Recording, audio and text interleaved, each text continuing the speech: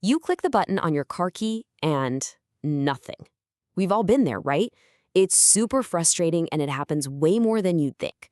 But what if I told you it could be more than just annoying? It could actually be dangerous. That's what we're digging into today. Okay, before we get started, just a little context on where all this is coming from. This is actually part 3 of a big 10-part tutorial called Invisible Interference, How Radio Frequency Interference Affects Your Everyday Life. It's a whole public awareness campaign put together by RFI detectives, and it's all based on some serious research from Bob Slovic, who's the chief technologist at Virtualization Options LLC. Now, this whole series is really aimed at media professionals to help you understand just how big a deal RFI is. I mean, it can go from a simple minor annoyance to something that really impacts public safety. So, here's the game plan. First, we'll talk about that classic click with no response. Then, we're going to decode what's actually going on behind the scenes. From there, we'll see how this escalates from just an annoyance to a real alarm. And finally, we'll wrap up with the story angle for journalists, because that's the whole point, right? All right. Let's jump right in with a scenario that I bet pretty much everyone has experienced. So, have you ever been there? You're standing by your car, you click the key fob, and just nothing happens. It's that moment of confusion, right? Maybe you're trying to open your garage door in the rain or get into your car in a packed parking lot. You press it again and again. The signal just seems to vanish into thin air. So, what's your first thought? Dead battery, right? And yeah, a lot of the time that's exactly what it is. But what if the battery is perfectly fine? What if something else is going on?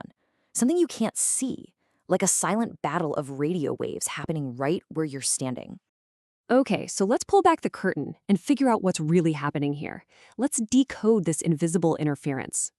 The technical term for this is radio frequency interference, or RFI for short. And honestly, the best way to picture it is like a massive, invisible traffic jam, but for radio signals. Imagine a whole bunch of devices all trying to talk in the same space at the same time. It gets so loud and chaotic that your little key fob signal just gets lost in the crowd. It's completely drowned out. For this part, we're zeroing in on the specific frequencies that our key fobs and garage door openers use. And here's the thing. Those signals are surprisingly vulnerable. They can be blocked really easily. Sometimes it's just an accident, but sometimes it's very much on purpose. And this is where things get really interesting. We're moving beyond just the annoyance of, having to dig out your physical key. This is where a simple inconvenience can turn into a genuine risk. Yeah, I mean, think about it. It's one thing for your key fob not to work in your own driveway. That's annoying, for sure. But what happens when you're in a different situation, in a different place? That's when this little glitch can suddenly become a real safety issue. This quote really hits the nail on the head. If your key fob suddenly stops working in a specific parking lot, it might not be a dead battery at all. Thieves know all about this stuff. They can use devices to intentionally block your signal. So you think you've locked your car, but you haven't. And that leaves not just your car, but you totally vulnerable. So picture it. You're alone in a parking garage at night. You press the button to lock your car, and nothing. In that moment, it's not about convenience anymore, is it? It's about personal safety. It's about feeling exposed. And this right here, for all you journalists out there, this is the story.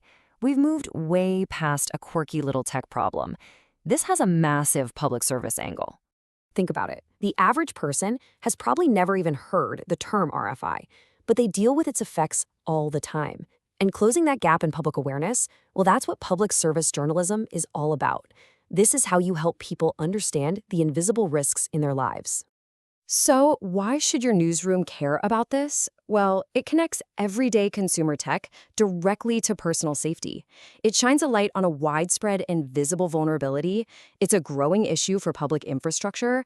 And most importantly, it empowers people, giving your audience the crucial awareness to recognize when a simple glitch might be something way more sinister. And really, this is just the tip of the iceberg. Your car's key fob is just one tiny signal in an ocean of wireless communication. It makes you stop and think, doesn't it? If this one simple thing is so vulnerable, what other invisible risks are we completely missing in our hyper-connected world?